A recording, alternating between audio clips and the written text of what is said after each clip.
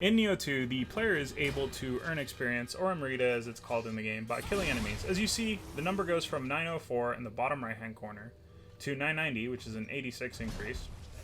But if you also pay attention, you'll see that there's a much larger number right above the aforementioned 990. And this will be significant because one is specifically created and used for the leveling of the character by the player, while the other is used for purchasing items and such. So it's an important distinction. As you can see, killing enemies kind of increases both of them. Really quickly, I want to mention that if the player is to die right now, I would lose all of the experience points, but not the money. Now, if you pay attention here, you can see a recommended level. And so this recommended level is kind of important. As you see here, I kill an enemy that is very similar to the one from earlier, and I'm earning 136 instead of what I was previously earning at 86.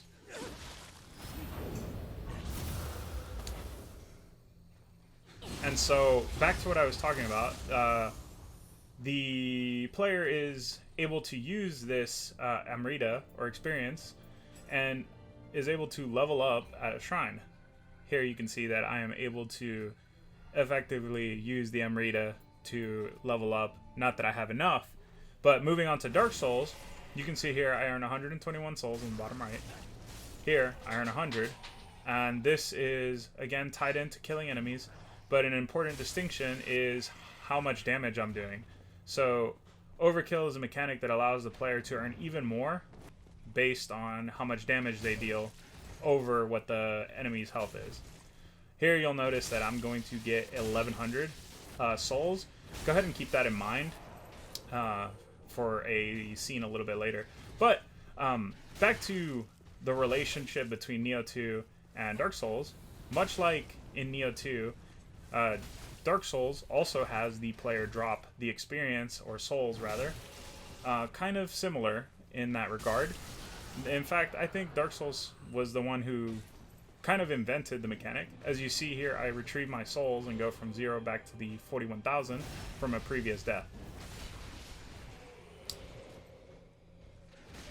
But in comparison, the games are both kind of linked into the progression system, and basically the further into the game you get, the more souls they want to make you earn, or have you earn, because it influences how the player is able to level up. Because of the way leveling works in these games, where you have to have an increasingly amount extra of XP or this resource to level up, you're always needing to get more. So to compensate for that, the areas in later parts of the game give you a lot more. And that's the key distinction, or the similarity between these two.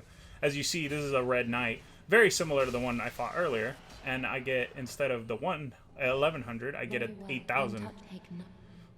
Now, I'll go ahead and showcase the level up system. As you can see at the top left corner, it says required souls. So souls are what is needed to be, or required to level up. And unlike Nioh 2, souls are also used as a form of currency, and you're allowed to purchase items with it. So that's the similarities and differences.